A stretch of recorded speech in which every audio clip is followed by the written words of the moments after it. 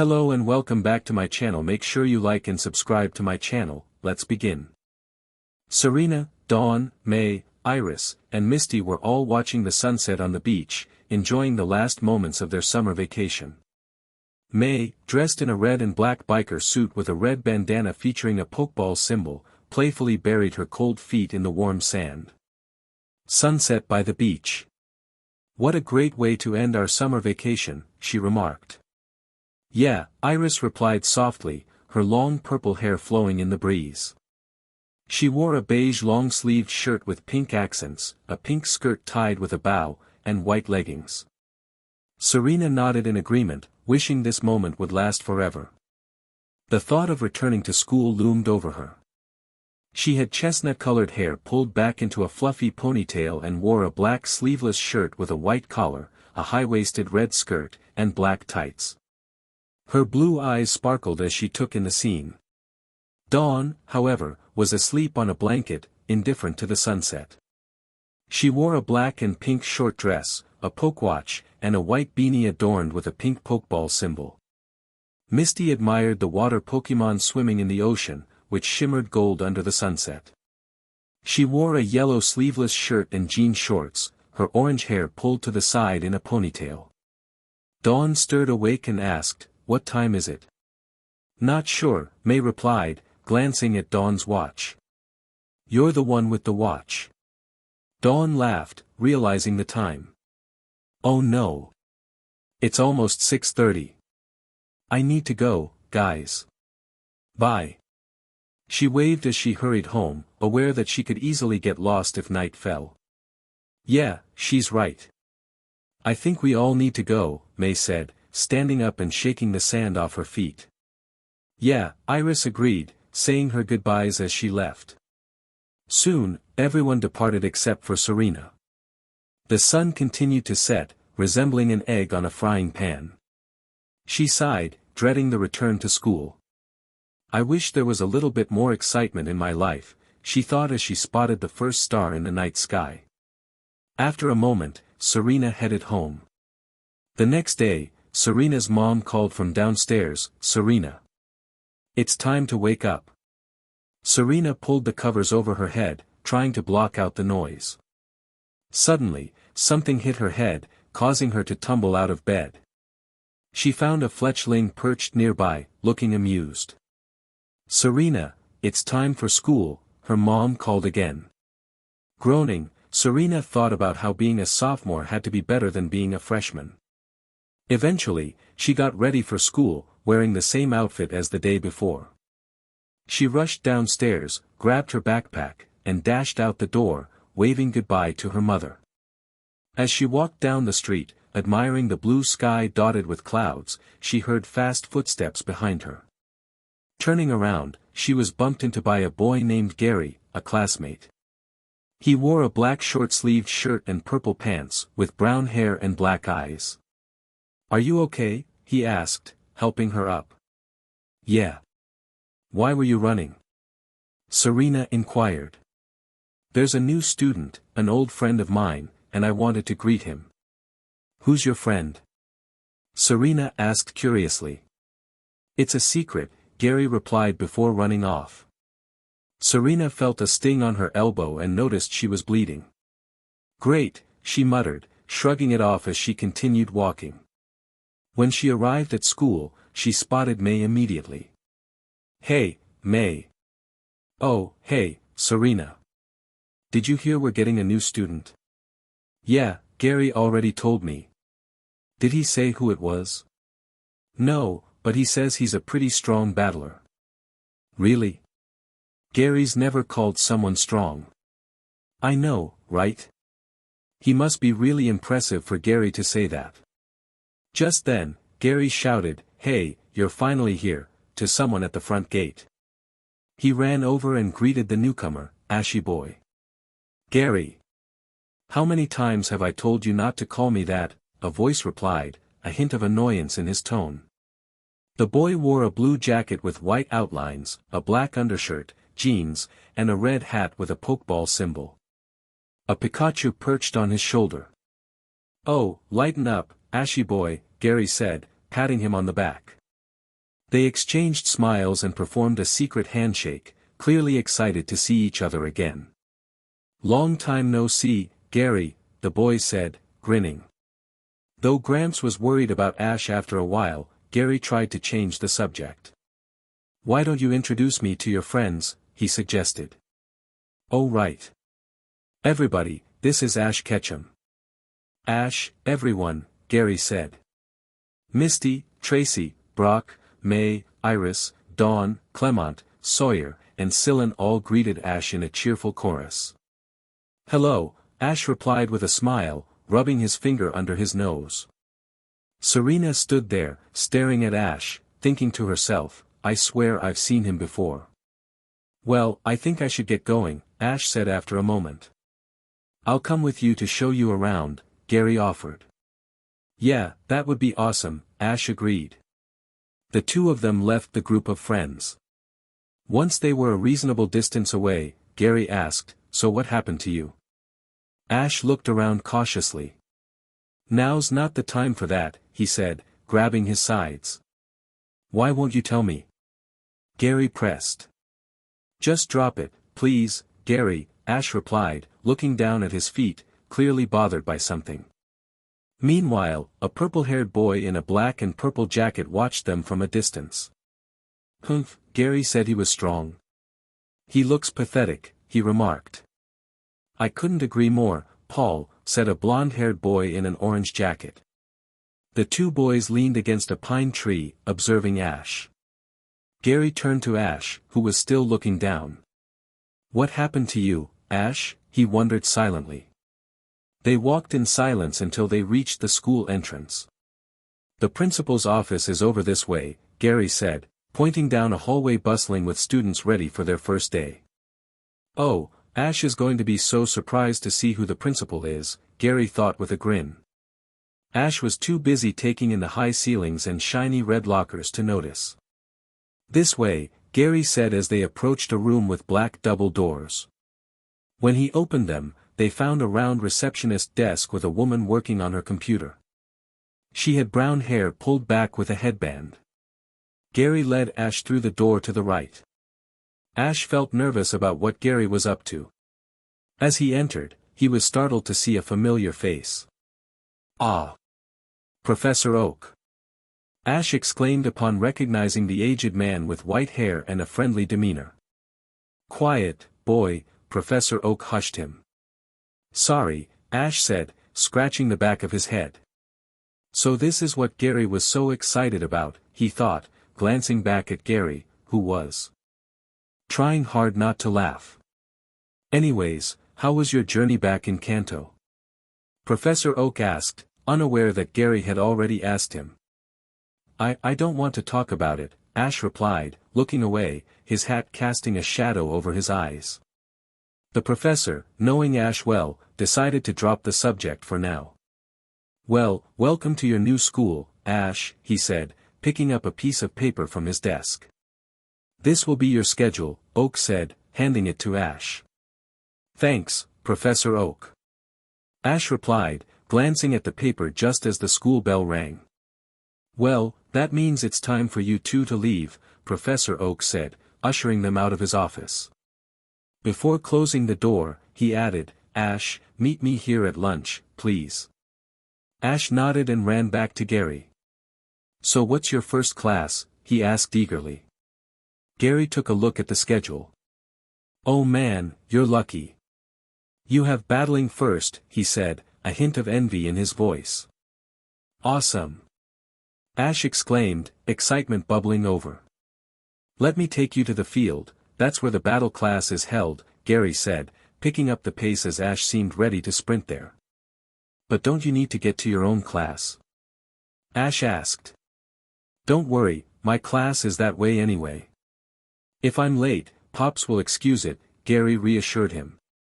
After a while, they reached another pair of double doors. Gary opened them for Ash, gesturing for him to go in before heading off to his own class. Inside, Ash found himself outdoors, surrounded by battlefields separated by chain gates, with stands and buildings around them. "Oh, you must be the new student," said a middle-aged man with brown hair and a beard, wearing a blue t-shirt and ecru shorts. Yes, Ash replied. Ash Ketchum, was it? The man asked, and some students giggled. Ash corrected him, it's Ketchum. My bad, the man said, scratching his head. Please take a seat. Since it's the first day, I'll let you choose one yourself. Ash noticed the only available seat was right in front of the teacher. After he sat down, the man introduced himself. My name is Birch. I'll be your battle teacher. Today, I want to see what all of you are made of, so I've paired you with one person. The list is posted on the wall behind you. Everyone rushed to see who they would be battling, hoping to avoid being paired with Paul, as they wanted a fighting chance. Ash was the last person to see who his opponent was. Oh man, the new kid is battling against Paul, some students said. Oh, that poor kid. Let's hope that Paul will go easy on him. Ha. Yeah, right. Paul never goes easy on anyone. He overpowers everyone's Pokémon. Yeah, everyone's except Gary's. That's why he's number 2. Ash's hands were shaking with excitement. Even Pikachu was getting fired up. Ready, Pikachu? Ash said, looking at his yellow mouse Pokémon with red cheeks. Pika Pi. Pikachu clenched its paws into fists and pumped its arm in the air. Tisk, Pitichitesi, Paul said, mocking Ash. Ash turned his attention to the boy. So you must be Paul.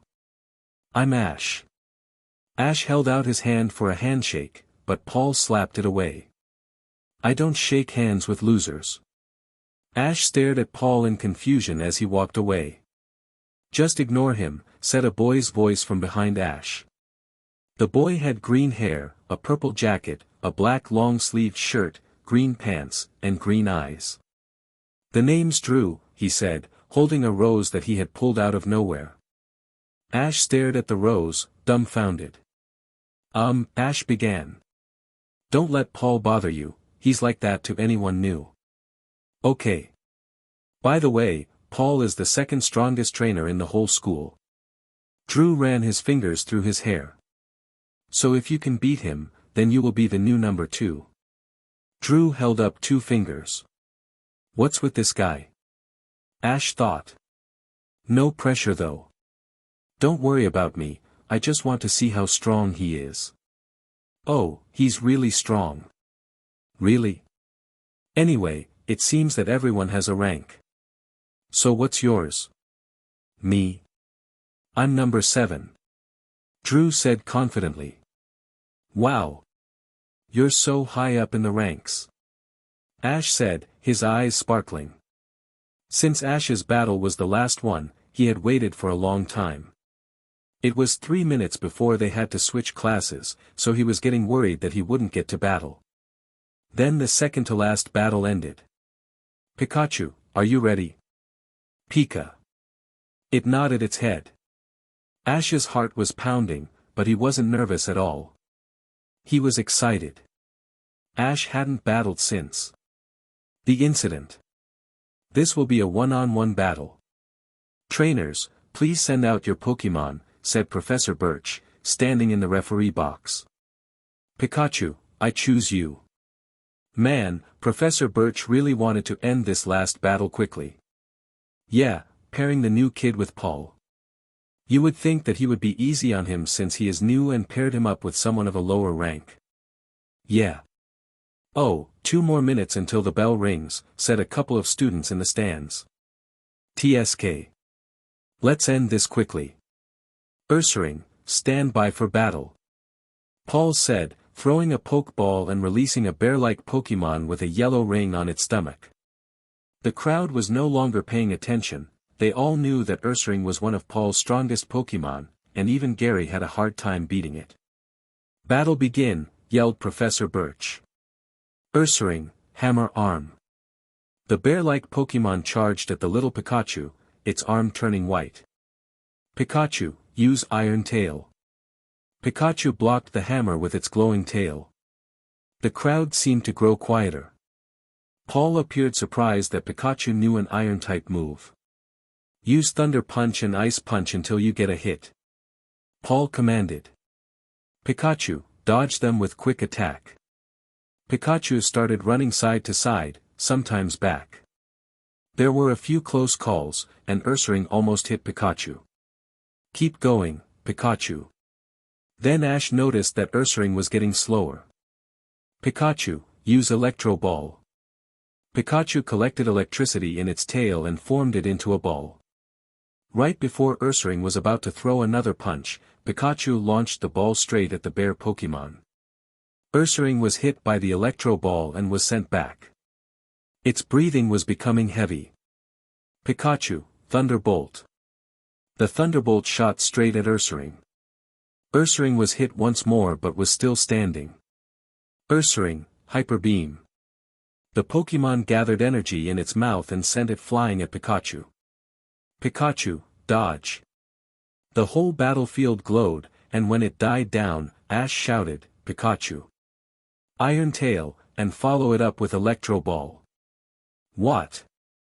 Paul shouted in shock when he saw Ash's Pikachu was still fighting. Ursaring fell to the ground, unconscious. For a moment, the whole place was silent. Pikachu ran back onto Ash's shoulder, without a single scratch on it. Then the whole stadium erupted in cheers.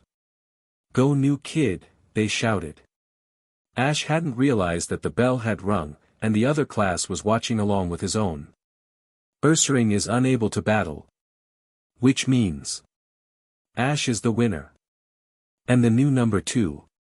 Professor Birch shouted over the wild crowd.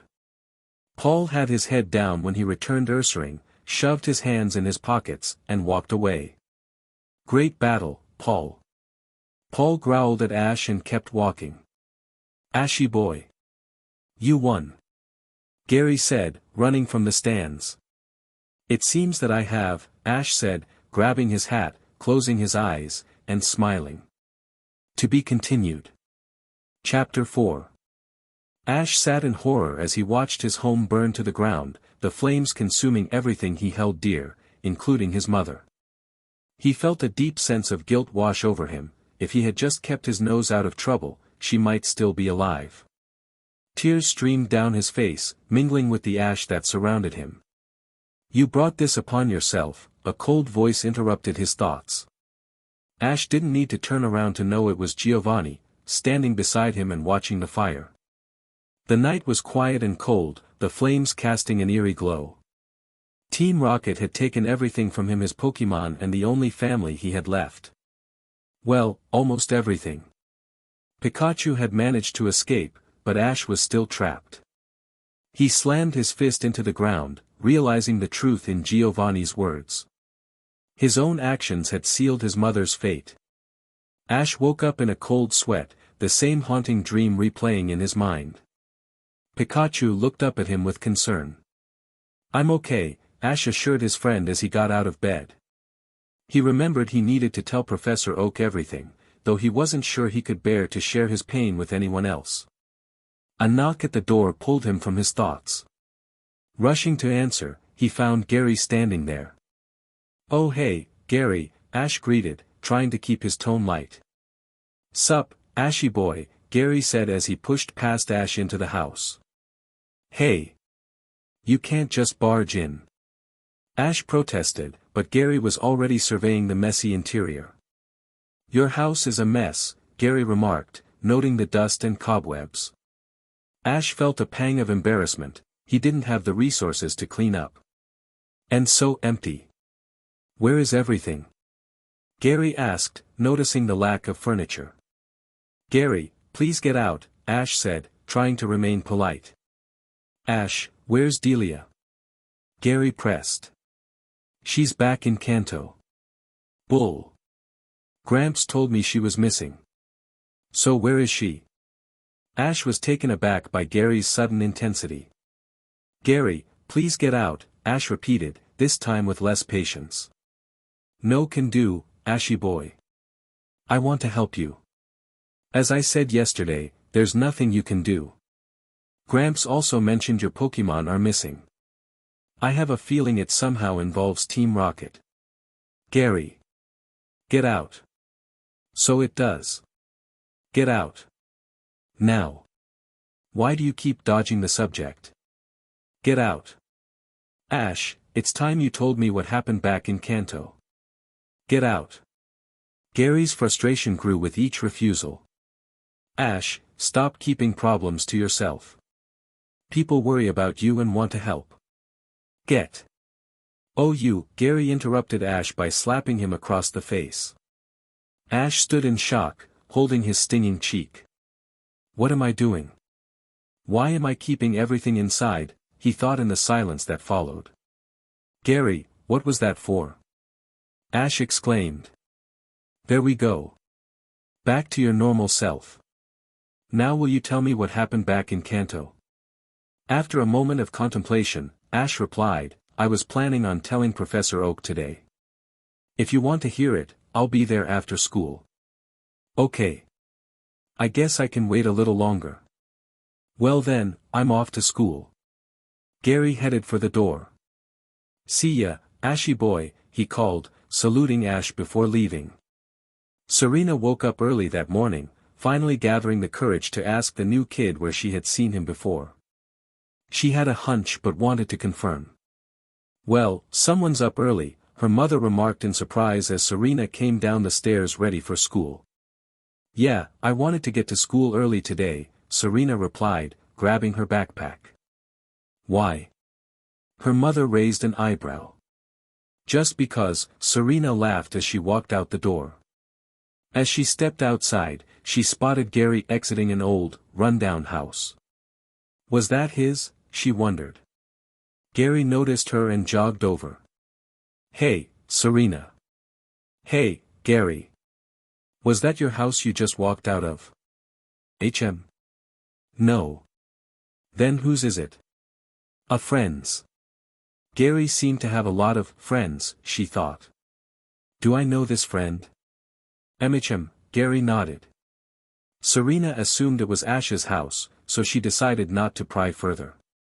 They walked in silence for a few minutes before Serena spoke up. I want to know more about Ash. Can you tell me about his past? Gary paused before responding, if you promise not to tell anyone else. I promise. Okay, where to start? Well, Ash never really sat still for long. He was always playing in the forest near our house, often staying out for a day or two before coming home. Why would he stay out in the forest for so long? Because Ash is curious about Pokémon. He wants to follow in his father's footsteps as a trainer. The funny thing is, he wants to be a great trainer like his dad, but he also resents him for leaving his mother to care for Ash and his brothers. Gary suddenly clamped his hand over his mouth, realizing he had said too much. Brothers? Shoo. Not so loud. Sorry, but what do you mean by brothers? Gary lowered his voice. Don't tell anyone I told you this, but Ash had 2 brothers who went missing 6 years ago. Serena gasped. Oh no, how sad. How did Ash take it? He shut himself inside for weeks. His mom actually recovered faster than he did. Was Ash close to them? Very. How come Ash hasn't told anyone about this? Would you? Serena thought for a moment before answering, I guess not. Did you know them? Yeah. Every kid in town looked up to them. Even though Ash was their brother, he was teased a lot, but he didn't care. He loved being with Pokémon and would do anything for them. He always came home with either an injured Pokémon or one that had formed a bond with him. Serena laughed. Ash is quite a character, isn't he? Yep. He even saved a girl during a summer camp one year. Did you know her? Nope, but he did say she was one of the cutest girls he's ever seen. Serena started blushing, recalling that she thought it was at a summer camp where she had met Ash. But she wasn't sure. Well, it looks like we're here, Gary said before running off. Serena heard a little chuckle behind her. When she turned around, it was Trip, the guy who had been with Paul earlier. Ugh. What do you want, Trip? Oh, nothing from you. Trip walked away, bumping his shoulder into Serena. I wonder what that was all about, Serena thought as she walked onto the school grounds. Meanwhile, Ash was a good distance away from Gary, unable to hear him and Serena talking. He was more worried about Trip, who was clearly listening in on their conversation. When he entered the school grounds, he saw Trip whispering something to Paul. As Ash passed them, they stared and chuckled. They looked like a couple of girls, Ash mused before walking into the school. Ash's classes seemed to fly by, making him feel uneasy. At lunch, he barely touched his food. Ash, what's wrong? Gary asked. Oh, nothing. Just not hungry today. Then, Ash felt a tap on his shoulder. When he turned around, there was a girl with short blue hair, a headband that looked like a bib, red eyes, an orange tie, and a dress that was Poseidon-colored on top and cool blue on the bottom. She grabbed Ash's arm and dragged him over to her table. What the heck was that? Serena yelled, feeling a bit jealous. Ooh, is somebody jelly? Asked Dawn, covering her mouth with her hand. Serena blushed. And no. It's just random for someone to do that. She crossed her arms. Not for Miette, Dawn said, glancing at Ash, who was nervously sitting next to Miette, who seemed to be asking him a bunch of questions. Suddenly, Ash's expression changed, he looked pale, as if he had just seen a ghost. He stood up abruptly, keeping his head down, and walked over to Gary. Bathroom. Now, he said, heading for the bathroom. Gary, what's going on? Brock asked. Gary shrugged and followed Ash to the bathroom. After a few minutes, Gary returned. What is Ash so upset about? Misty asked. Gary ignored her. Hey, Serena, can I talk to you for a second? Yeah. They left the cafeteria. What is it, Gary? Hey, don't just ignore me. Misty yelled as they walked away. Did you tell anybody about Ash's brothers? No. Why? Somehow, the popular kids learned about his brothers. Serena gasped, realizing who might be spreading the news. Trip. Trip? What does he have to do with all this? I think he was listening to us this morning. That explains a lot. Suddenly, they heard a chuckle and turned to see Trip. Trip. What's your problem? Gary asked. Ash embarrassed Paul, so he needs to learn his place. But this is low even for you. Does it look like I care? Don't act like the Dialga you are. Trip walked away, leaving Serena with her hands on her hips. What's with that guy? She said. He just cares more about his rank than what comes out of his mouth. To be continued.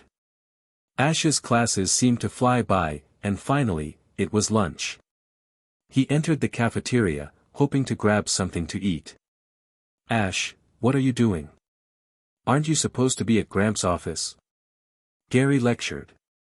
Ash scratched the back of his head. Oh yeah. Thanks, Gary. He ran out of the cafeteria, heading to Oak's office. Glad you could meet with me, Ash, Oak said when Ash entered the room. I've heard you defeated Paul. Yeah. He was tough to beat, though. So why did you want to see me? Ash sat down in front of Professor Oak's desk. Ash, what happened back in Kanto? Ash was a bit surprised but knew he shouldn't be. He didn't say anything, just stared at his shaking hands. There was a long moment of silence. It's okay, Ash. No one can hear you in here, Oak reassured him, thinking Ash was afraid someone might overhear. Still, Ash remained silent. What happened between you and Team Rocket? A wave of guilt washed over Ash as memories flooded back. He tried hard to forget that night. Professor Oak heard a soft sound as Ash's tears began to fall onto his hands. Realizing he had touched on a sensitive subject, Oak sighed and scratched the back of his head. Well, if you're not going to say anything, then you can go back to lunch. Ash looked up at the professor, who was surprised to see him crying. Ash wiped his tears away, stood up, bowed, and walked out the door. When Ash returned to the cafeteria, the lunch ladies announced they were done serving food. "Oh man. I'm starving," Ash said as his stomach growled. "Ashy boy." Gary called from one of the tables. Ash turned around to see Gary gesturing for him to sit next to him. When Ash arrived, Gary noticed his cheeks were still rosy from crying. Was Ash crying? Gary thought but decided not to ask. "I knew you would be hungry, so I saved you a tray," Gary said when Ash sat down. "Oh, thanks, man. I owe you one." Ash held up his fist, and Gary lightly bumped it with his own. "Ash, is it true?" Misty asked, sitting across from him. "What is?" "About you beating Paul," Dawn chimed in. "Yeah, but he was really strong." "Don't be so modest, Ashy boy. Pikachu didn't get a single scratch, while my Pokémon got beaten badly before fainting." "Really? Your Pokémon didn't get a single scratch?" asked a boy with dark green hair, wearing a green shirt and red shorts. Ash recognized him as Tracy. "Pika Pie!" Pikachu exclaimed proudly. The whole table laughed. "Pika." Pikachu looked around the table, then at Ash, who was laughing along with everyone else. "Pika Pie!" Pikachu yelled in excitement before rubbing its cheek against its trainers. "Ah!" Iris admired the bond she saw between Pikachu and Ash. "Kawaii," Dawn said, her eyes sparkling. Ash laughed at his Pokémon and then hugged it tightly. After school, Gary asked Ash if he could walk with him. As they strolled a block away from the school, Gary asked, "Ash, why were you crying?" This surprised Ash, he hadn't realized he was so obvious. Did others think the same? "I hope not. I wasn't crying." "Ashy boy, you're the worst liar ever." Gary rolled his eyes. "Don't worry, I won't tell anyone you were crying, but please tell me why. Maybe I could help." "I'm sorry, Gary, it's too late to help. The damage is done." Ash looked up into the sky, wondering if she was watching him. "Huh? What is that supposed to mean?" Ash hesitated, not wanting to share his feelings with Gary. That memory haunted him every night when he went to sleep.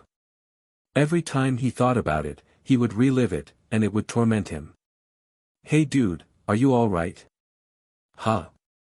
Oh, yeah, just spaced out." "About what?" "Oh, that's my house," Ash said, running to the door of his small home. He didn't need a big house since he was by himself. "Oh, okay, see you tomorrow, Ash," Gary called as he continued walking. "Bye." As Ash walked into his house, it felt empty and cold. He began to feel sad again. "Pika Pie," Pikachu said softly, wondering if its trainer was alright. "I'm alright, buddy. Just a little sad, that's all." Ash went to his room and sat on the blanket that served as a bed. His room felt more like a cell, with its plain gray walls and no window. The only decorations were the clothes his mom made for his journeys, a blanket and a pillow. "I lost everything that night. And it's all my fault." Ash hugged his knees while leaning against the wall. Pikachu walked over to him and curled up by his side. Ash petted the little yellow mouse. "I don't know what I would do if I lost you, buddy." Pikachu liked his hand as it fell asleep. "Pikachu, you're the only thing I have left." Ash soon felt weary as well and fell asleep. The next day, Professor Oak was on the phone, clearly upset. "What do you mean they're gone?" "They're gone. Every single one of them. But the strange thing is, it's just his," a male voice replied. "Did you check the cameras?" "Yes." "And? That night wasn't there. Have you told her yet?" "I tried, but their house was burned down." "What?" Professor Oak was now very worried. "Where was she?" He hung up and made an announcement for Ash to come to his office. Ash was picking up some things from his locker when he heard the announcement. All the other kids stopped what they were doing and stared at him. Ash smiled and waved, saying, "Hi." He made his way through the crowd and to Oak's office. When he arrived, Oak told Ash to take a seat. "Ash, I'm afraid I have some bad news for you." Ash sat there, thinking he knew what Professor Oak was about to say. "Ash, your Pokémon. They are gone." "Yeah, I know." Oak stared at Ash, dumbfounded. "Wait, how did you know?" Ash kept silent, his head slightly down. "Ash, also your mother, she's missing." Oak hesitated before saying the last part. "She's not missing. She's still there. At the house." He stood up and slammed his hand on the desk. "Ash," Oak said softly. He could see Ash was struggling to accept the truth. She's still there." Ash's voice grew quieter with each word. He shook his head and sat back down. "I know how you must feel, Ash, but your house was burned. I know. I know it's gone. I know it's all gone. It all happened because someone got too confident and played with fire." Ash couldn't hold back his anger anymore. He wasn't angry at Professor Oak or anyone else, he was mad at himself, believing that all of his pain and others' pain were caused by his mistakes. "Ash, please calm down." Ash clenched his fists, took a deep breath, and tried to calm himself. "Can you please tell me what happened between you and Team Rocket? Can I tell you tomorrow?" Ash was hesitant. Yeah. Come in any time you would like." "Okay." Ash got up and walked out of the office. Ash had started his journey 6 years ago. Along the way, he had defeated almost every evil organization but Team Rocket. His journey through the Kalos region was over, and he was the runner-up of the league. Now, he thought about what to do next. He remembered Team Rocket, who had terrorized him and his town when he was young. He considered going back to the Kanto region to compete in the league and try to take down Team Rocket. They soon caught wind of Ash snooping around and decided to teach him a lesson, but Ash recovered and continued his investigation. Their leader was furious and left to teach him a real lesson about life, one that would stay with him forever. To be continued. Ash was sitting under the shade of an old oak tree, enjoying the crisp wind. Pikachu said, concerned for its trainer. Ash looked at his only Pokémon and rubbed its head, causing it to coo in delight. He smiled at his partner, who felt more like family than anything else. Seeing Pikachu always made him feel better, no matter the situation, and he was sure Pikachu felt the same. Ash laid back on the soft grass and watched the tree sway in the wind. Sunlight peeked through the canopy, turning reality into a dream. Ash covered his eyes with his arms and soon fell into a peaceful slumber. Satoshi. It's time to get up. Before he opened his eyes, the voice faded away. He slowly opened his eyes to find he was in his room. "Huh?" he asked in confusion. It wasn't burned down, everything was there: his TV, his Snorlax beanbag, his wooden dresser, desk, and hangers. All of it was there. Ash thought he might have accidentally fallen under a Darkray's bad dream ability, but it didn't seem like a bad dream. At least not yet. He got out of bed with groggy eyes and shuffled his way to the door, rubbing his eyes. As he looked around, his eyes became a little more awake, and he noticed everything seemed taller than he remembered. When he reached under his shirt to scratch his chest, he realized his pajamas were bigger than usual. Quickly, Ash went to the mirror to examine himself. When he looked in the mirror, he nearly gasped. He was short, looking like he was about 8 years old. What's going on? Is this real? Of course it's not, but how come it feels so real? Ash thought. Satoshi. Are you up yet? Came a familiar male voice. He gasped. There were only 2 people in the world who called him Satoshi, his brothers. He rushed to the door and opened it to find one of his brothers standing there impatiently. His black hair, red vest, black undershirt, red and white hat, and jeans all seemed so real to Ash. His brother was standing there, his brother, the one and only Red Ketchum. Ash was about ready to cry in Red's arms, but before he could, Red began to speak. "Were you planning to sleep all day? Hurry up and get ready." Shaking off his shock, Ash asked, "Get ready for what?" Red sighed. "Of course you forgot," he mumbled, then his expression changed to the enthusiastic smile that Ash had missed so much. "You're coming with us to train for the Pokémon League." Ash remembered the day his brothers returned from getting their 8 gym badges. Red and his other brother were 1 year apart, but the other brother wanted to wait until Red was old enough to travel with him. Ash envied them because they were older, but he also looked up to them. Now he was going to watch them train. This was the best day of his life. "So hurry up and get breakfast," Red said, pointing down the stairs. Ash nodded with the biggest smile on his face and ran down the stairs to find his oldest brother already sitting at the table. His brother's black hair, blue undershirt, blue scarf, black jacket, black gloves, gray hip-hop pants, and black shoes were just as realistic as Red. He turned his attention to Ash and said, "Well, are you going to stand there all day? Come and eat." He smiled at Ash, gesturing for him to sit down at the table. Ash nodded and sat in the chair across from his brothers. Just like how we used to, Ash thought happily. Ash's feet barely touched the ground, making him realize how much he had grown in the past 8 years. He then heard footsteps heading down the stairs. Red peeked his head into the kitchen doorway and asked, "Alan, have you seen my pin?" He pointed to his hat, which usually had a Pokeball symbol on it but was currently bare. "No. Did you check your bedside table?" "You usually leave it there," Alan suggested. "No, I haven't." "Thanks." Red ran back up the stairs to find his missing pin.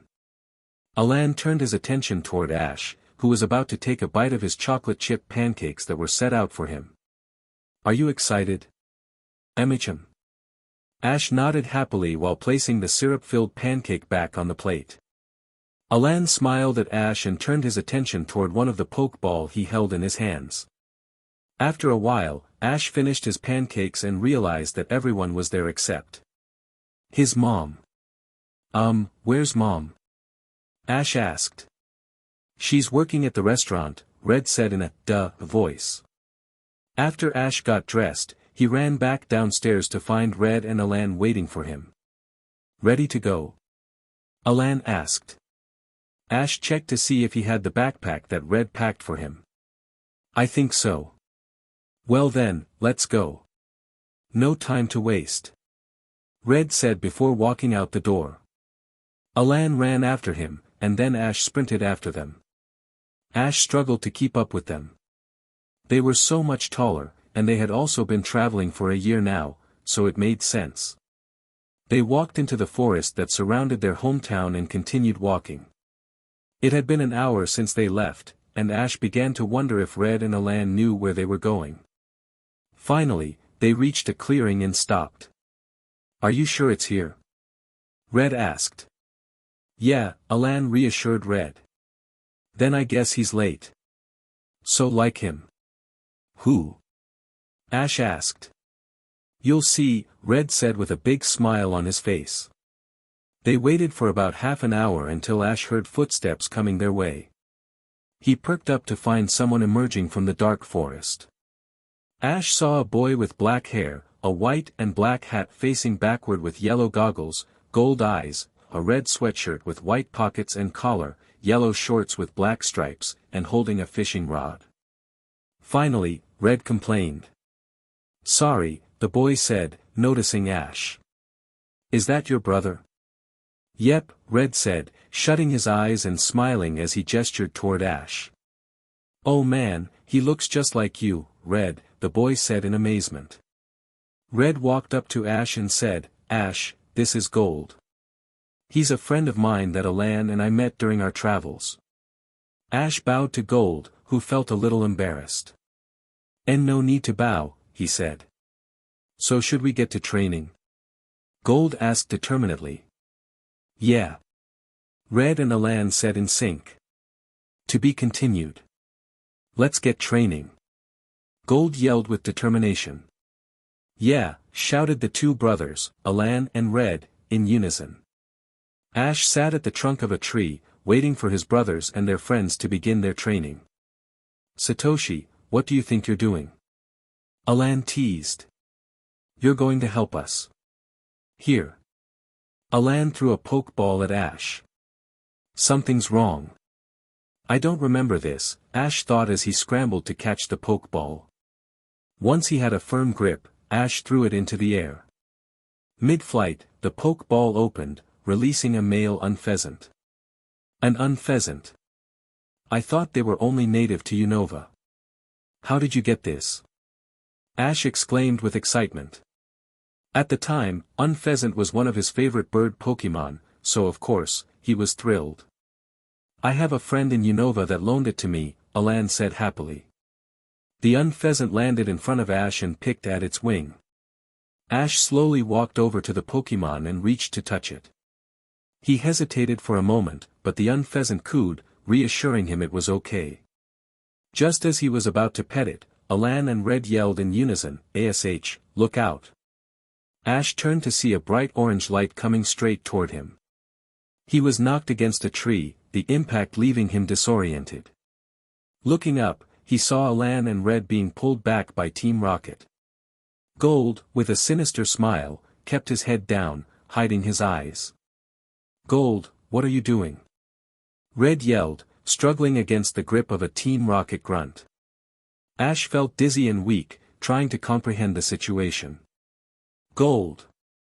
Red shouted again, his voice filled with anger. Why did you do that to him? To get your attention, Gold replied coldly. Well, you have it. Now leave Ash alone. Gathering what energy he could, Ash managed to stand, though he had to lean against the tree for support.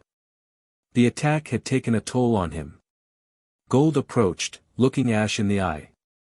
Pesky little brother, he said, pushing Ash back. Ash fell but refused to give up. He stood again, causing Gold's smile to fade into a frustrated frown. You're supposed to stay down, Gold growled. Sorry, I'm not too good at listening, Ash replied weakly, managing a laugh. Gold lost his temper and punched Ash, sending him back to the ground. Ash! Red yelled, struggling harder to escape. Gold, what do you want? Alan demanded.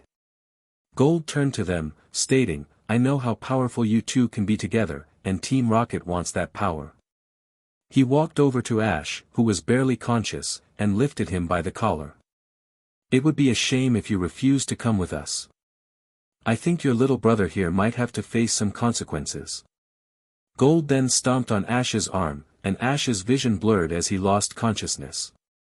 When Ash woke up, pain shot through his arm, and he felt nauseous. His head spun, and he struggled to open his eyes fully. He tried to move his legs, but they felt restrained. The smell of vomit filled his nostrils, making him feel worse. Whoa, a voice said, almost amused. I broke it pretty bad. Ash was too weak to respond or even see who it was. Another wave of nausea hit him, and he wanted to cover his mouth, but his arms wouldn't cooperate. He retched again. Forcing his eyes open wider, he realized he was tied to a chair. I thought your brothers would be here by now, the voice continued. Ash remembered everything, but it didn't explain how he ended up here. They're not coming, he mumbled weakly. Huh? What are you talking about? The voice asked, irritation creeping in. Ash fell silent, lacking the energy to say more. I asked you a question, the voice said, roughly spinning the chair around to face him. Ash opened his eyes just enough to see Gold. When he remained silent, Gold raised his fist, ready to strike again. Leave him alone. Red yelled, causing Ash's head to throb even more. "Oh, so you did come after all," Gold said with a smile. Ash closed his eyes again, trying to block out the pain. Gold let go of the chair and walked toward Red's voice. Surprised that his friends had come, Ash recalled something his father had said before he left: "Worry about yourself." "Now, wait, where's Alan?" Gold asked. Just then, Ash felt something loosen around his wrists and legs. "Hey! That wasn't part of the deal!" Gold exclaimed. "What deal?" Alan scoffed, picking up Ash. "Charizard, let's go!" Red shouted, throwing a Pokeball into the air to release Charizard. "Alan, I'll distract him.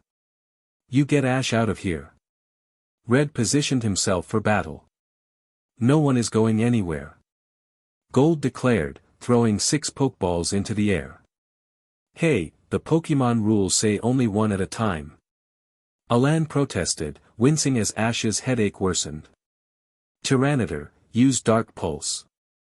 Alan commanded, and Tyranitar blocked the incoming attack, creating a cloud of smoke. Alan seized the opportunity to get Ash out. Red struggled against the attack, but Charizard took the damage to protect him. Once outside, Alan found himself surrounded by Team Rocket grunts. "I guess I'll have to use it after all," he thought, smirking as he placed Ash on the ground and reached for a Pokeball. Ash, now on the ground, struggled to keep his eyes open. He turned his head to see his brother standing in front of him, holding a Pokeball. Red was not with him. "Connect with my heart. Mega Evolve!" Red shouted, holding up a bracelet with a strange bead. Charizard had a similar bracelet. Blue light streamed from Red's bracelet, connecting to Charizard's. Surrounded by the blue light, Charizard transformed into its mega form. Ash used his left arm to support himself as he attempted to sit up, but it gave out beneath him. Alan released his own Charizard, ready for the battle ahead. "Connect with my heart. Mega Evolve!" Alan shouted as he activated his bracelet. In an instant, his Charizard transformed. "Mega Charizard X!" Alan exclaimed, smirking at the astonishment on the faces of the Team Rocket grunts. Ash was taken aback. When did Alan gain this power, he wondered, struggling to sit up. He had read about Mega Evolution but had never witnessed it firsthand. Charizard took a battle stance alongside Alan. Ash finally managed to sit up, though pain shot through his arm, making him wince. He refused to show weakness in front of his friends. The grunts released their Pokemon from their Pokeball. "Charizard, Dragon Claw!" Alan commanded, causing Ash's head to throb.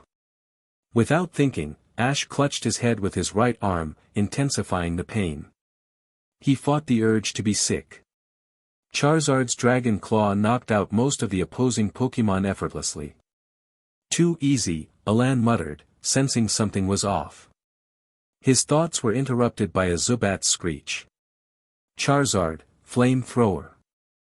Alan ordered, and the flames engulfed the bat-like Pokemon before it could react. Zubats? Why are they using such weak Pokemon? Alan thought, distracted by Charizard's call. "Oh right.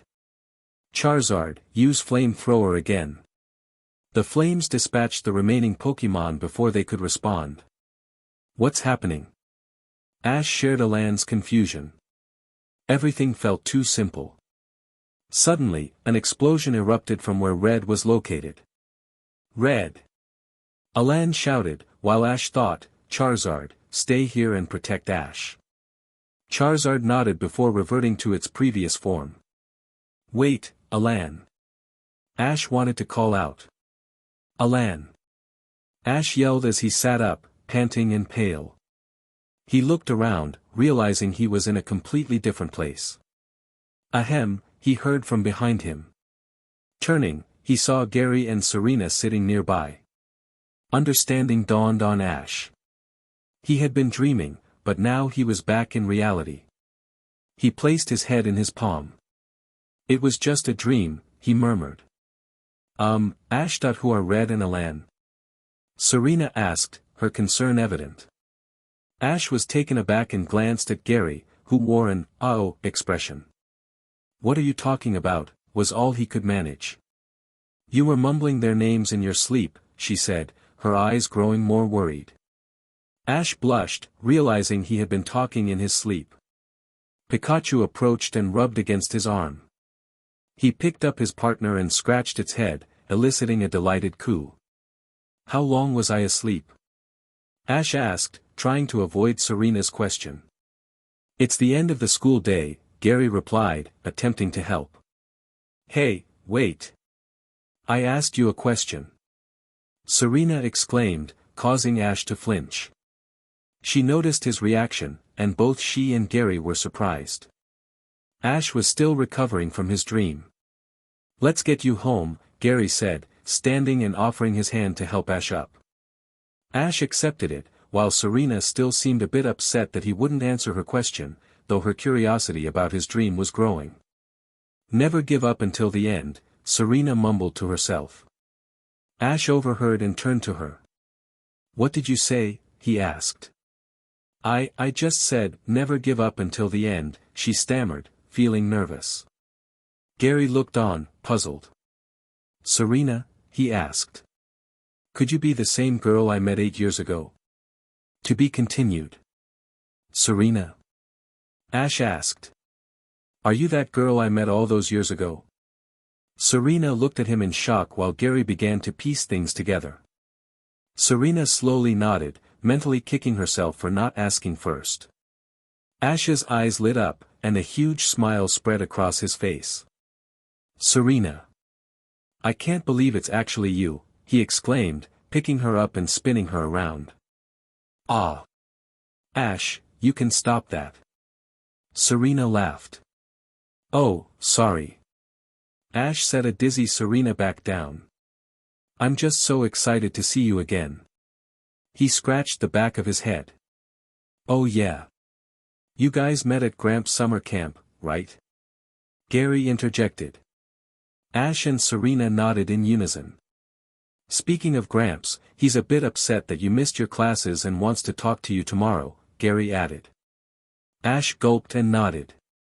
It was his fault for dozing off, so he understood the consequences.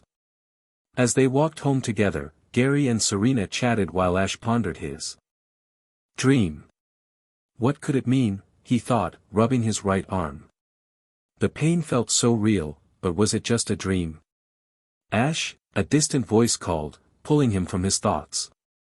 "Ash," the voice repeated, breaking through his haze. "I remember gold, but not much else. Could it be that Alan and Red disappeared because of me?" "Satoshi," the voice called again, jolting Ash back to reality. He turned to see Gary standing with his hands on his hips. "Finally," Gary said, rolling his eyes. Serena stood beside Gary, looking at him as if he were crazy. Ash lowered his head, questions swirling in his mind. He rubbed his right arm. "Gary," he began, needing to know something. "Yeah. How did I break my right arm?" Gary thought for a moment. "You came back with it injured after training with your brothers. They wouldn't say how it happened, and you said you forgot." Ash's eyes widened in disbelief. Could his dream have been true? He placed his palm on his head, knocking off his hat. "Ash, are you okay?" Gary asked, noticing his distress.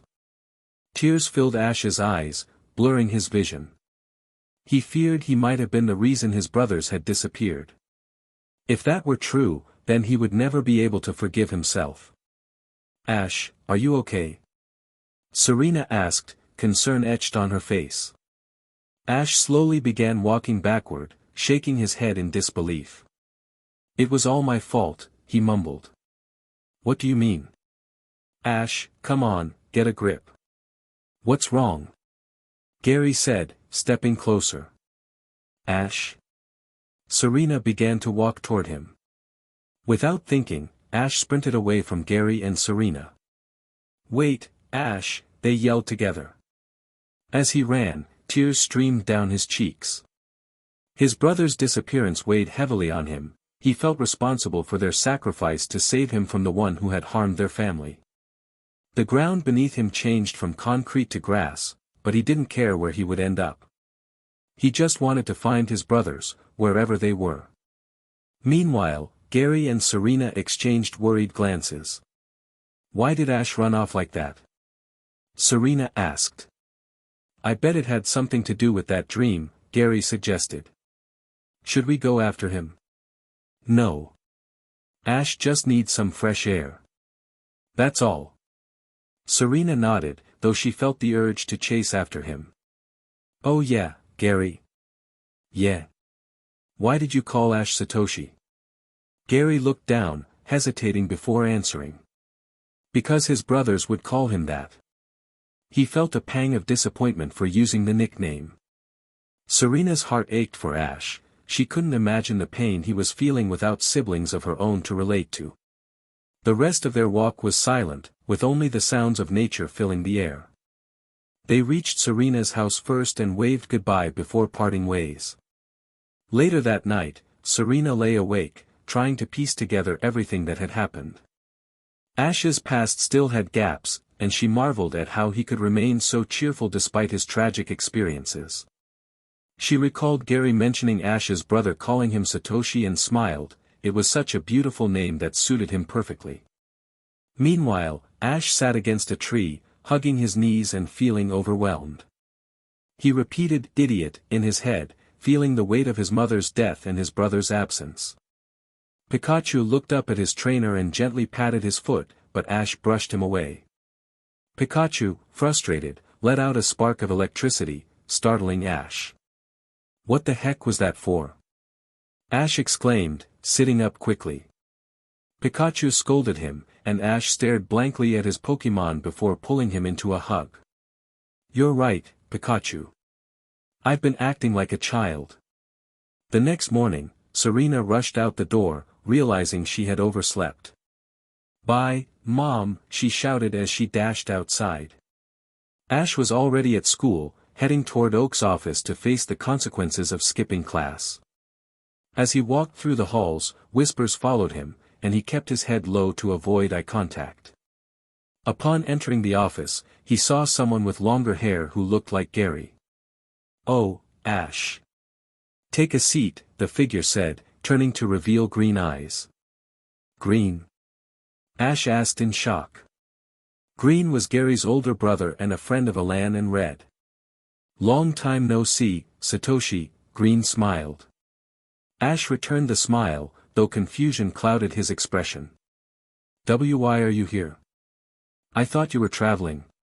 "That's what I wanted to talk to you about, Ash," Oak said. "Please, take a seat. This may be a lot to take in." Ash gulped and nodded, sitting next to Green. Oak took a deep breath. "Ash," he began, but Green interrupted. "Maybe I should tell him." "Tell me what?" Ash asked, confusion evident on his face. "Ash. Your brothers. I've seen them." To be continued. "Ash." Green began, taking a deep breath. I've seen your brothers." Ash shot up from his chair, knocking it back. He was in shock, unable to voice his disbelief. Green's expression hinted at news Ash wouldn't like. The room fell silent as Green and Oak let Ash process the information. Ash's stomach churned, he felt a wave of nausea. Was he supposed to be excited or nervous? "Ash, that's not all. You should sit down," Oak said, breaking the silence.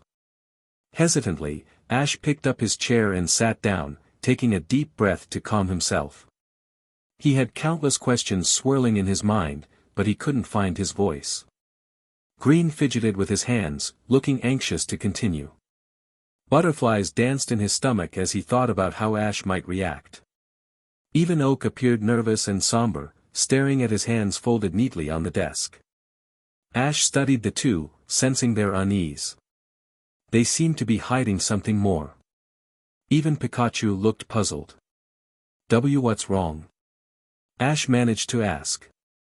Meanwhile, Serena arrived at school to find everyone acting strangely. Someone approached her, asking, "Serena, is it true?" Confused, she walked to her locker to retrieve her books.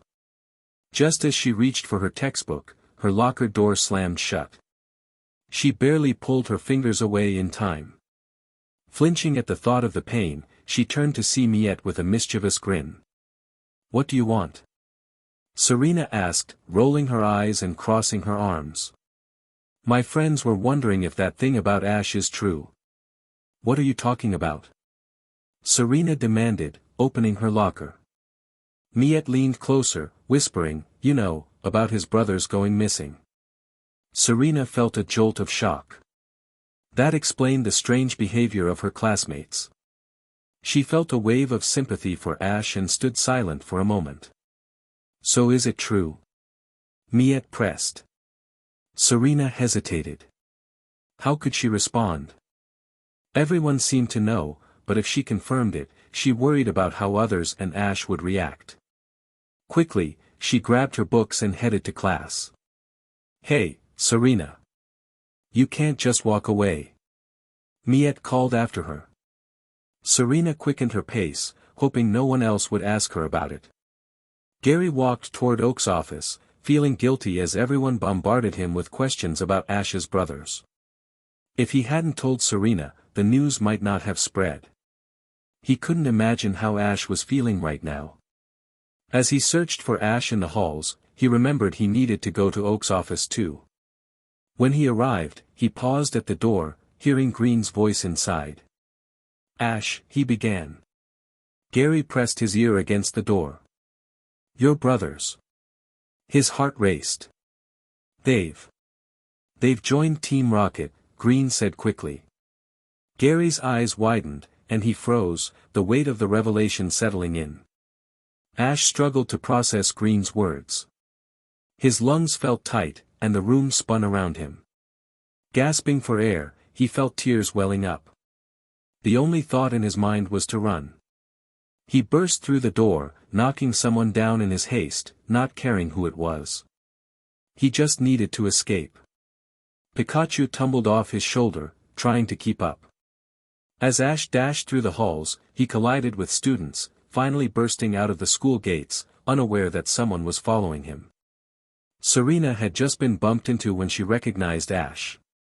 Dropping her belongings, she sprinted after him, following him through the gates. Gary, having been knocked over by Ash, rubbed his forehead as he sat up. Green rushed out of the room, calling after Ash, but it was too late, he was already out of sight. Green turned to Gary. "Long time, Oniai-chan," Gary said with a smile, but his expression darkened as he remembered Green's earlier words. "Is it true?" he asked. Green's confusion faded as he realized what Gary meant. He nodded slowly. "I saw them with my own eyes. They were wearing the uniforms. But that doesn't mean anything. They could be undercover." Gary protested, refusing to believe that Ash's brothers would join Team Rocket. "They weren't. But I think there's more to the story. I was going to tell Ash, but he ran away." "Well, I think he blames himself for their disappearance," Gary recalled. Green's expression shifted as he remembered something. "We need to find Ash, now." What? Why? No time to explain. "We need to find him," Green said, sprinting into the crowded hallway, with Gary following close behind. Serena continued to chase Ash through the forest, determined to catch up with him. He seemed intent on running without stopping. Now she was all alone, lost in a forest. "Ash?" she called, but there was no response. "Ash?" she called again, still no answer. Where could he have gone? Serena thought. Then she heard footsteps behind her. She quickly turned around to find a boy who resembled Gary but was taller, with longer hair and green eyes. Next to him was Gary. "Serena? What are you doing here?" Gary asked. "Gary, there's no time. We have to find Ash now," the boy said. "Why? What's wrong?" Serena asked. Gary shrugged. Do you know where Ash is? The boy asked. I was following him, but I lost him. The boy looked frustrated and ran past Serena so quickly that she could barely follow him. Gary, what's going on? Who is he? She asked. Don't worry, everything will be explained. Gary grabbed Serena's arm. Hopefully, he mumbled before running after the boy. With Green, he called out, Satoshi. Come on out, Satoshi, but got no response. Then he heard a thud. He ran to find Ash on the ground, trying to get up with tears streaming down his face. Pikachu was by his arm, looking at him with concern. You weak piece of. Ash muttered to himself. Green quickly ran to him and helped him up. Leave me alone. Ash yelled, pushing Green away. Dude, what the heck? I'm trying to help. Green exclaimed. You can help by leaving me alone, Ash said, keeping his back to Green and his head down. Pikachu stood there, looking between them with worry. Listen, Satoshi. Don't you call me that. I don't deserve that name. Ash shouted. Green looked at Ash in shock, unsure of how to respond. He opened his mouth to continue, but Ash ran away. Wait, Ash. You're in danger. Stop. Green sprinted after him, easily catching up and pinning him against a tree. Stop this, Ash. Let me go. Ash struggled, but Green's grip was too strong. No, Ash. There's something I didn't tell you. Ash stopped struggling and looked up at Green. Your brothers said they didn't want you getting hurt because of them, he began. Ash turned his head, disappointment washing over him. I knew it, he mumbled. They also said they are sorry about what they are going to do. Ash looked back at Green, confused. What is that supposed to mean? Green shrugged. I don't know, but I have a feeling that it isn't good. With Serena and Gary, they heard yelling that sounded like Ash shouting. They sprinted toward the sound, but found no one there. Then they heard Green shouting. They ran toward that and found Green pinning Ash against a tree. I don't know, but I have a feeling that it isn't good, Green said. Ash. Serena yelled, running to him. Ash looked up at them for a moment before turning his head away. Serena stopped. Green slowly let go of Ash, ensuring he wouldn't run again. Ash pondered Green's words. What could this mean? Suddenly, a bright blue light appeared to the right of Ash.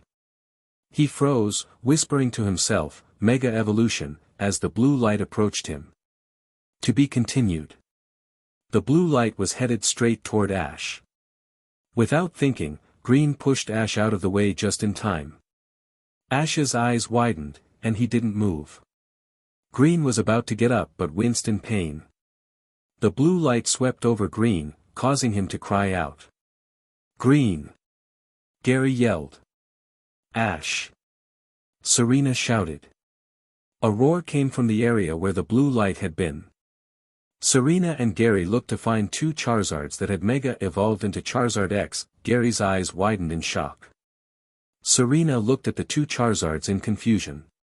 Two figures emerged from the shadows of the forest. This is what Green meant, Gary thought, backing up in fear. It's true. How could they? Gary, what's wrong? Serena asked. Gary stayed silent. Green weakly got up using a tree for support. Ash remained on the ground, trembling. Why? He kept asking himself.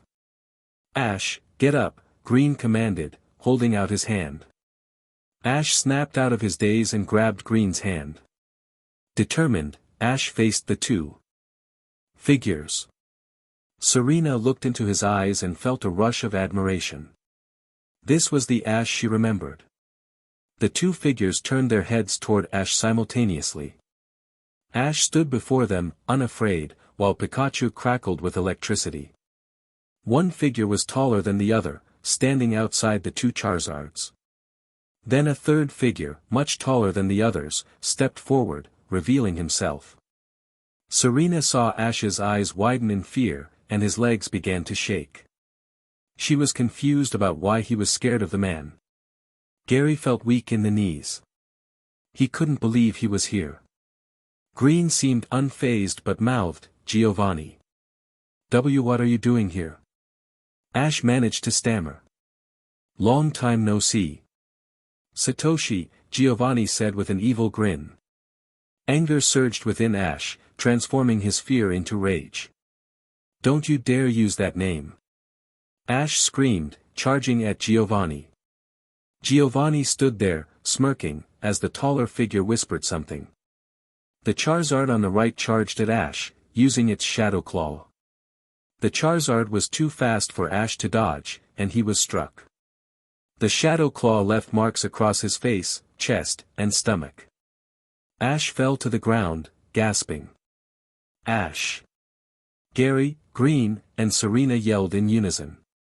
Giovanni approached the injured boy, lifting him by the collar. Ash glared at him, spitting blood in his face. Giovanni wiped the blood away, growling, "You don't know what game you're playing, boy." He threw Ash toward the two figures, who remained focused ahead. Ash stood in front of the Charizards, ready to confront Giovanni. Giovanni walked towards Ash with his hands in his pockets. "Leave him alone." Green yelled, stepping in to defend Ash. "Stay out of this, Green." Ash shouted, determined to confront Giovanni himself. "Ash, you'll never be able to win." Gary warned, his voice filled with concern. Serena looked worried, and Ash felt weak from his injuries, but he knew he had to defeat Giovanni. Giovanni rummaged through his pockets and pulled out a Pokeball. Ash's eyes widened, it was Greninja's Pokeball. With determination, Ash charged at Giovanni, but Giovanni commanded his Charizard to use a powerful attack. The force of the blow knocked Ash to the ground, leaving him gasping for air. He realized that Giovanni and his companion were holding back. Why? He wondered as he shakily got back on his feet. "Ash!" Serena cried out, unable to bear watching him suffer. She knew Green and Gary felt the same way. Giovanni held Ash's chin, forcing him to look up. Blood stained Ash's clothes as he breathed heavily. "Now let's continue where we left off," Giovanni said. "My answer will always be the same, rot in hell," Ash growled defiantly. Giovanni sighed and placed Greninja's Pokeball back in his pocket, releasing Ash from his grip.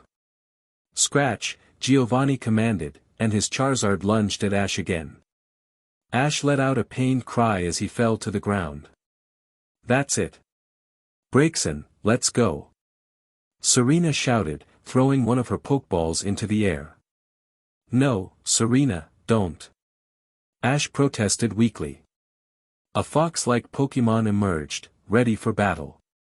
Without thinking, Ash jumped in front of Braixen as it unleashed a powerful attack.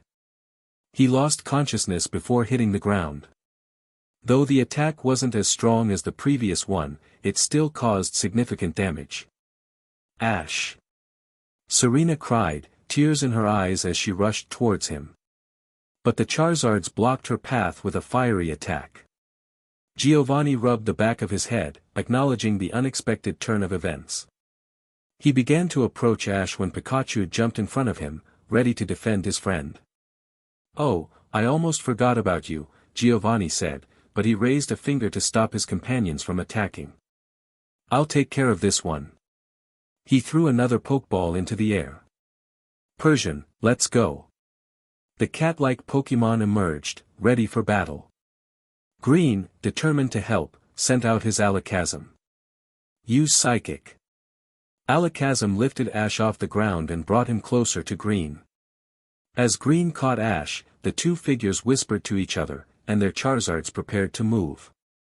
Pikachu gathered electricity in its tail, while Persian charged dark energy around its claws. Serena rushed to Green and Ash, and Gary threw another Pokeball into the air. To be continued. Green laid Ash on the ground as Pikachu, Persian, Blastoise, Umbreon, and the two Charizard XS clashed nearby. Serena rushed to them, feeling a wave of guilt wash over her as she looked at the unconscious boy. This is all my fault, she thought, her eyes misting. Serena, do you have the first aid kit? Gary yelled, distracted by the chaos around him. He quickly turned to Blastoise and commanded, retract. The Blastoise retreated into its shell just in time. Serena's heart sank as she realized her first aid kit was back at the school. Oh no, it's in my backpack at school.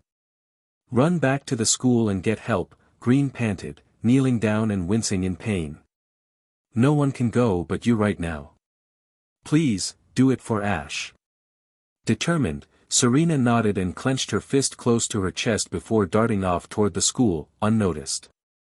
Meanwhile, Ash's breathing was uneven, and Green hoped he wasn't internally bleeding. Hesitantly, he turned Ash onto his stomach to examine his burns and gasped at the sight. Ash's back was scorched, with patches of pink flesh and darkened areas. Some of his clothing remained, but it was charred and tattered. When Green touched Ash's back, he flinched in pain. Green glanced at his own burns, which were painful but nowhere near as severe as Ash's. How could they do this, he thought, seeing the agony etched on Ash's face. Green removed his shirt to apply pressure to Ash's wounds. Alakazam, could you lift him up for me? Gary asked. The Alakazam nodded and used its psychic powers to lift Ash off the ground. Green knew he had to act quickly to prevent infection. He stood up weakly and began to apply pressure to Ash's cuts, but Ash flinched again. It's okay. Calm down, Green whispered in Ash's ear, and Ash's expression softened slightly. Gary took a deep breath and continued to stop the bleeding. Meanwhile, Serena was still running through the forest, focused on getting help. She pushed herself to move faster, despite her growing fatigue. Finally, she emerged from the trees and spotted the school. No one was around, they were likely in class. She rushed through the open gates. She sprinted down the empty halls toward Oak's office, her side aching and her breath heavy. No time for a rest, she reminded herself. Bursting through the office doors startled the secretary, who stood up. Young lady. You should be in class, she scolded, but Serena ignored her and rushed into Oak's office. She threw the door open, causing Oak to spill his coffee. Serena. You should be in class, he exclaimed, surprised. Serena leaned over, placing her hands on her knees, panting heavily. Please. Ash. He needs help, she gasped, struggling to catch her breath. Oak quickly approached her. Come on, Serena, sit down, he urged, trying to help her. No, there's no time. Giovanni, she stammered, remembering Green's warning. Oak's expression shifted to concern, and he rushed out of the room. Call the police. Say there's a code R, he instructed his secretary, who quickly dialed the number. Oak returned to his office and activated the school intercom. Students, we will now commence a lockdown. This is not a drill, he repeated several times. What is he doing? Serena wondered, feeling anxious. Wait until the police come. Until then, tell me what you can. Wait. Ash won't be able to wait that long, she shouted, frustration spilling over. Serena, there's nothing we can do, and you know that, Oak said, placing his hands on her shoulders. She pulled away, anger flaring. Never give up until it's over, she insisted. Oak sighed, then walked to his desk and retrieved 2 items. Let's go. Back at the scene, Gary yelled, Green, look out. Green turned just in time to see a flamethrower aimed at Alakazam. Psybeam, he shouted, and a colorful beam collided with the flames, blocking them. That was close, Green breathed, relieved. Water gun. Gary commanded Blastoise, who aimed its cannons at the 2 Charizards and unleashed a torrent of water. The Charizards dodged effortlessly, but Blastoise and Umbreon were beginning to tire. Dark Pulse. Gary shouted, and Umbreon leaped into the air, firing a dark beam at the Charizards. One Charizard used Scratch to block it, causing an explosion of smoke. The only light came from Pikachu's electric attacks. Pika. Pi. Pikachu, Gary heard as Pikachu struggled to keep going. Giovanni remained silent, only snapping his fingers for Persian to attack. Both Pikachu and Persian were exhausted. Pika Pi Pikachu. I'll never give up, Pikachu declared, determination fueling its energy. Did your weakling trainer tell you that? Persian taunted, trying to provoke Pikachu. Pikachu growled, its anger igniting a spark of strength. Don't you dare. Ash is a lot stronger than you could ever be, it shouted, electricity crackling around its cheeks. Oh. Then why did he pass out after a few measly hits? Persian mocked, getting under Pikachu's skin. Shut up. Pikachu yelled, leaping into the air and gathering electricity in its tail. It launched a powerful electric ball at Persian, which widened its eyes in shock as it realized it couldn't dodge in time. To be continued. Serena's POV. At first, Serena was a bit confused when the professor grabbed some objects and said, "Let's go." But then she realized they were Pokeball.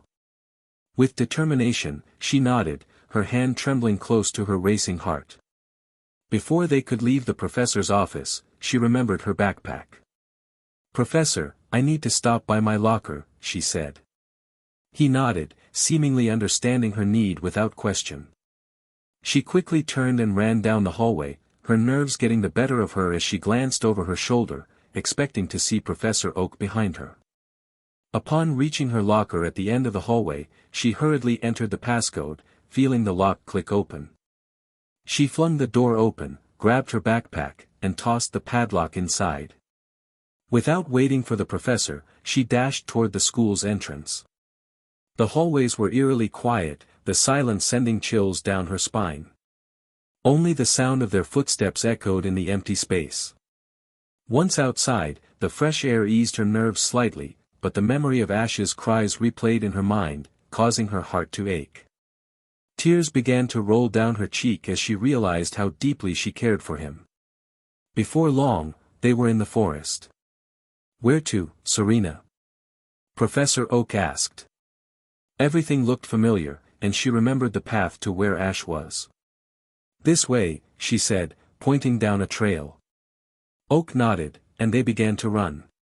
He released a bird-like Pokémon into the air, which she guessed was Pidgeot due to its size.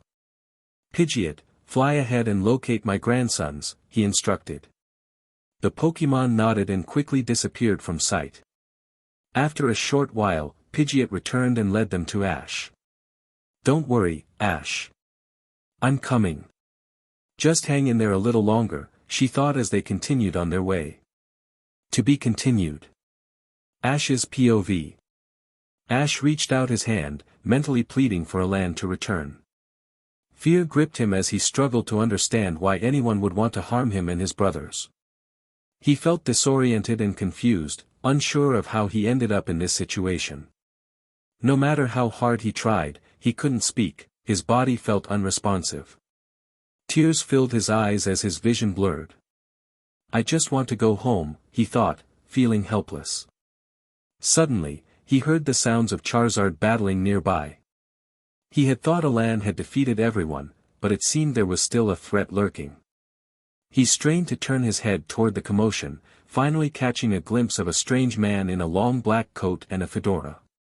The man was silent, using hand gestures that his Pokémon responded to. The small red R on his chest indicated he was someone significant, someone to be wary of. Charizard was struggling to defend itself without its trainer's commands, battling a Rhydon that charged forward with its horn spinning. Ash wanted to shout a warning, but no sound came out. Charizard managed to grab the horn, but the man gestured again, and Rhydon's arm glowed before striking Charizard in the stomach. The impact sent Charizard flying, but it quickly regained its footing. Ash watched in awe, realizing how strong Charizard was even without its Mega Evolution, but it was clear that it was struggling. Without Elan, Charizard was barely holding its own. Rhydon was clearly just getting warmed up. I knew the battle was going to be a long one. With Charizard's fiery spirit, it wasn't going down easily. My eyes were glued to the battle as the two Pokémon knocked each other back and forth. The trainer showed no emotion, continuing to make simple hand gestures, appearing almost bored. Rhydon charged at Charizard with its arm glowing, and in response, Charizard flew into the air and unleashed a flamethrower. Rhydon barely dodged, taking no damage. I began to worry. This battle was definitely not in Charizard's favor. It was starting to look tired, its shoulders rising and falling as it stared intensely at its opponent. Sweat streamed down its face, dotting its brow. It was clearly struggling, while Rhydon seemed unfazed, staring at Charizard with a blank expression, mirroring its trainer's indifference. Giovanni stood motionless, shocked as he stared at the unconscious Persian before him. How could this small Pokémon defeat his best? He recalled battling Ash's brother's Charizard and how uneventful it had been. Without its trainer, it was only slightly stronger than an average Charizard. But this Pikachu was no ordinary Pokémon, its power surpassed that of a Raichu. Pikachu was tired and breathing heavily, barely holding itself up in its battling position. It glared at the shocked man towering over it, watching for any sudden moves. Its vision began to blur as Giovanni seemed to split into three before Pikachu finally fell over from exhaustion. It fought to keep its eyes open, but its eyelids grew heavier. As the world around it faded to darkness, it continued to stare at Giovanni until everything went black. Pikachu slowly regained consciousness, hearing soft sobs nearby. It felt as if it had just blacked out, yet it also sensed that it had been asleep for a longer time. The sobs sounded like those of a small child. With determination, Pikachu opened its eyes and found itself in a forest that felt different from before. The sky was absent, replaced by an eerie darkness, yet there was a strange light illuminating the surroundings. Pikachu's ears twitched as it focused on the source of the crying. It felt compelled to help the child in distress. Sitting up, Pikachu scanned the area for any threats but heard nothing except the soft sobs. It stood up and turned to face the child.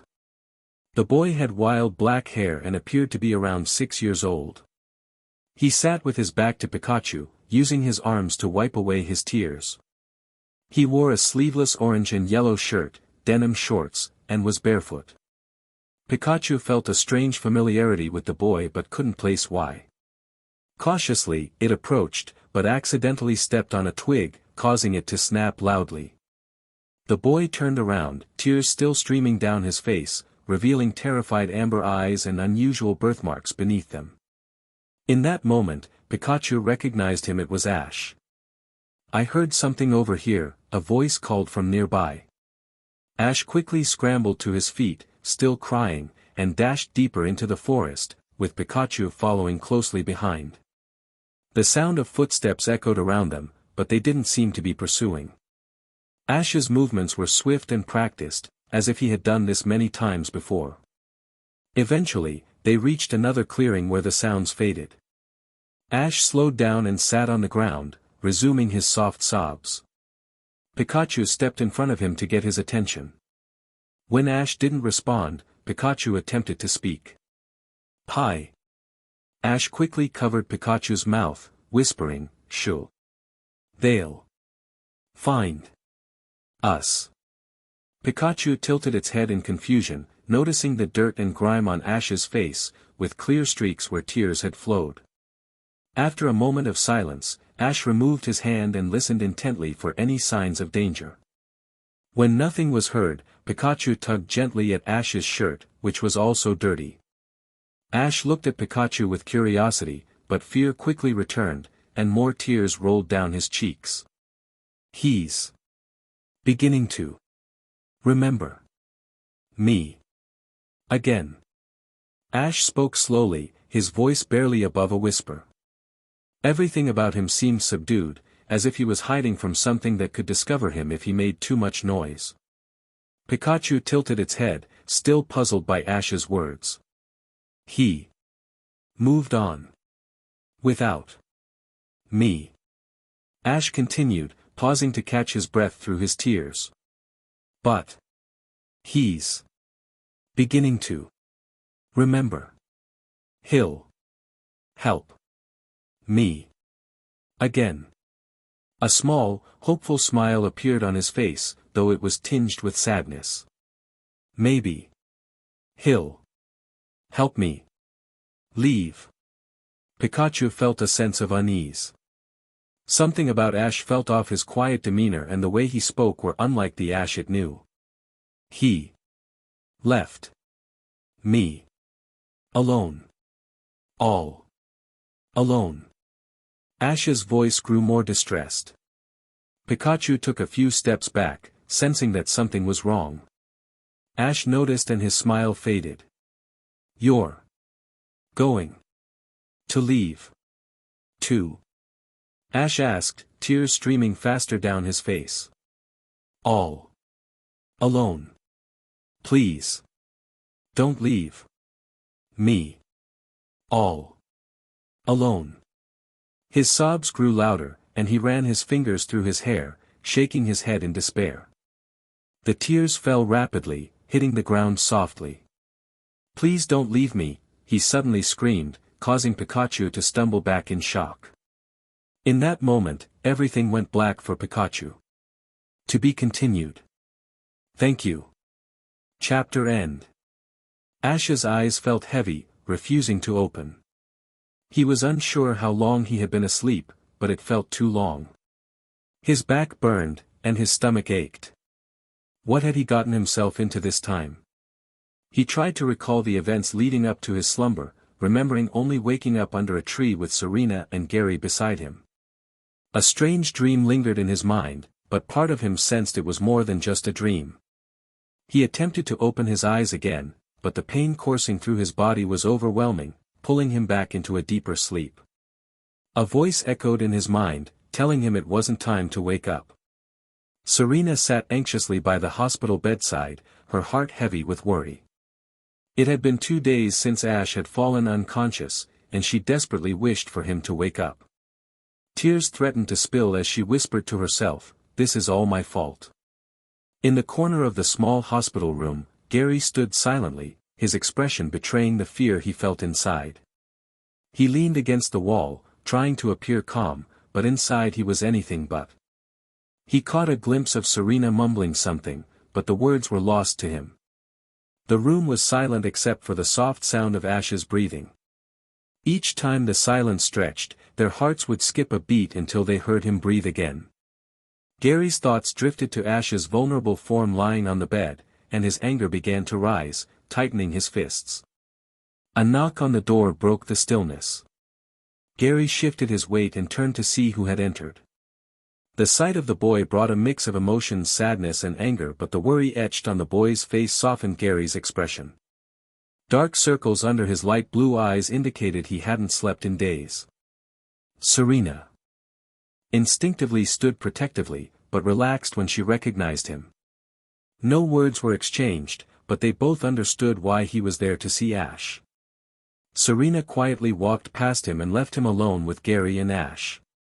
The boy sank into the chair she had just vacated, exhaustion evident in his posture. "You guys should get some sleep," Gary suggested. After a brief pause, the boy took a deep breath. "How can we? Look at what we did. This isn't fair for him." His voice trembled as he fought back tears.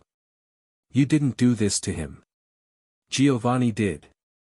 But why didn't we do anything? This is my fault. Alan, stop blaming yourself. You knew there was nothing we could do. But there had to be a way. If we had found a way to stop Giovanni, then Ash," Alan's voice trailed off as he stared at his hands. Gary looked down, unable to meet his gaze. "He'll be just fine," Gary said, trying to break the silence. "I hope you're right." Alan stood and walked out of the room. When he returned, his brother Red stood up from his seat, concern etched on his face. "How is he?" Red asked urgently. "Still sleeping," Alan replied with a sigh.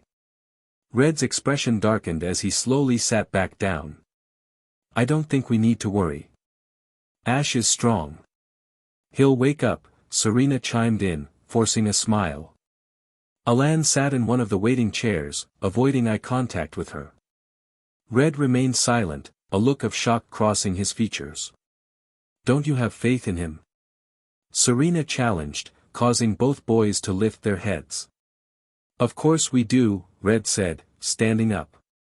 Then why do you act like you don't? He's grown up a lot without you too. Red's face showed hints of horror and sadness. I know. We weren't there for him on his journey. But please understand, we wanted to protect Ash, Alan said, lowering his head. I don't think Ash needed your protection. He wanted to show you he could be like you. He looked up to you both so much. He said he wanted to protect you, to prove he wasn't a burden. But he wasn't a burden. We love him and wanted to protect him. We chose this for him, Alan insisted, standing up and looking at Serena. But he wouldn't have wanted that. He would have rather defended himself than have you do it for him. You broke his heart that day. I heard he stayed in his room for weeks when you two disappeared. Alan's head drooped. We didn't know. Gary sat in the chair, praying for Ash to wake up. Tears formed in his eyes as he whispered, Come on, Ash. Wake up already. It's been 2 days. Your brothers are back. Isn't that what you wanted? You wanted them to come back, right? Well, now they're here, so wake up. Once again, silence enveloped the room. Ash's breathing was faint. Gary lifted his head to see Ash still asleep. What's wrong, Ash? It's not like you to be in such a state for so long. He noticed a slight movement in Ash's finger. It wasn't much, but it was something. A wave of relief washed over him. That's the most we've seen in days. He chuckled softly. Can't you just wake up already? Gary stood and walked out of the room, feeling exhausted. Everyone needed some rest, so he decided to persuade them to spend the night at the nearest Pokémon Center. It was late, and the nurse approached them to inform them that visiting hours were over. Ash opened his eyes to find himself in a hospital room. The darkness made everything look gray, and the silence was overwhelming. Pain coursed through his body, but he forced himself to sit up. Oh man! What happened this time? He whispered, flinching from the discomfort. He swung his legs over the side of the bed and slid onto the cold tile floor. He approached the door and opened it, finding that no lights were on. The hallway was dark and gray. Rubbing his eyes in hopes of brightening the surroundings, he walked cautiously into the dim corridor, only able to see a few meters ahead. Suddenly, he paused. It sounded like footsteps that were not his own. Straining to listen, he heard them again, footsteps approaching him. The footsteps grew closer, prompting Ash to turn and run in the opposite direction. He had no idea who was there, but he didn't want to find out. The dark hallways made it difficult to see, and he frequently glanced over his shoulder, checking for any signs of pursuit. He turned a corner and stopped, the pain in his body becoming unbearable, but he remained silent, listening for any movement. Nothing. Did I lose them? He wondered. What am I even doing? I'm in a hospital, I think. It was probably nothing. He sighed and rounded the corner, heading back to his room. It was too dark to see, but he remembered he had only gone straight. When he reached what he thought was his room, he noticed the door was wide open. He recalled not opening it that far and quietly tiptoed toward the entrance. He halted when he heard whispers coming from inside. Where did he go? One voice asked. I don't know. I told you we should have gone earlier. Yeah, and risk getting caught. No thanks. Shush. Keep your voice down, there are still people around. Why does the boss want this kid anyway? Not sure, but we should still follow his orders. Now let's go and try to find him. This will take all night. Better than going back to the boss empty-handed. You've got a point. Of course I do, now let's go. Hearing footsteps approaching the entrance, Ash panicked and ran away from the door as quickly and quietly as he could. Unfortunately, it wasn't quiet enough. There he is, the first voice shouted, pointing at Ash as he dashed down the hall. Let's hurry and catch him. He's hurt, so it won't take long. The two men followed Ash, who struggled to put distance between them. He was indeed hurt, and he knew he couldn't keep this up for long. But he pushed himself to run faster, determined not to let his brothers down like before. Man, this kid's fast. What are we going to do? The first man asked. Just lead him outside. There's backup, remember, the second man replied, nodding as they focused on chasing Ash toward the exit. Soon, the door to the outside of the hospital came into view. For a moment, Ash thought he might escape, but when he looked outside, he saw others waiting for him. He stopped in his tracks, momentarily forgetting about the men pursuing him. They grabbed his arm and pinned it behind his back, causing him to wince in pain. Let me go, he yelled, trying to shake them off. Shut up, kid, the second man shouted, covering Ash's mouth with his hand. In response, Ash liked the man's hand, causing him to recoil in surprise.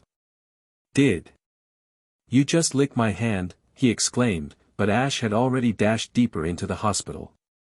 Come on, we don't have all day. Let's get him. They exchanged determined glances and resumed their pursuit. This was getting them nowhere, the second man thought, reaching for his belt to grab one of his Pokeball. He threw it over Ash's head, aiming for it to land in front of him as it popped open. Ash halted once more as a giant rock Pokémon materialized right in front of him. Alan woke up to the sunlight streaming through the curtains. He sat up and looked around to see that Gary and Serena were still sleeping. Just then, the vibration of his phone interrupted his thoughts. He picked it up and turned it on, noticing 22 missed messages from Red and 6 new text messages. What's so urgent? Alan wondered as he clicked on one of the texts. Alan, come to the hospital now. His eyes widened. For a moment, his worst fears threatened to surface, but he pushed them aside to focus on getting to the hospital. He quickly texted back, I'll be there as fast as I can, before throwing off his covers and running out the door. Remembering he needed shoes, he dashed back inside to slip them on. He ran down the street toward the hospital, hoping the sounds of police cars weren't coming from there. Unfortunately, his fears were confirmed as he spotted 2 police cars parked outside. He rushed through the doors and found Red sitting in one of the waiting room chairs, tears rolling down his cheeks. When Red shook his head, Alan felt a sharp pain in his heart. What happened? He managed to ask. He was gone when they checked on him this morning. It was Team Rocket. How do we know? Maybe Ash just woke up and Alan tried to convince himself that Ash wasn't really gone. They left a note, Alan. A note? Red exclaimed, standing up to face him, shock evident on his face. What? What did it say? Alan looked away, regretting his question. Come and get him. It had a big red R on its seal. Frustrated, Alan threw up his arms. He's making a mockery out of us, he said through gritted teeth. We need to get Ash back. You know what he did to us. Imagine what he'll do to him. I don't want to imagine, but we do need to get Ash back. Oh no, you two don't, a new voice interrupted. They turned to see Green standing at the entrance with his arms crossed. Green, I didn't know you came back already, Alan said. Please, let us do this. We need to get Ash back. He's our brother. Wouldn't you do the same for Gary? Red pleaded. Ahem, you didn't let me finish. What I was going to say was, not without me. Alan and Red smiled. I'm glad you're with us, Alan said. Of course. I can't even think about what would happen if Gary was kidnapped. I want to help you get Ash back. Thank you. The story continued with their determination to rescue Ash, united in their mission.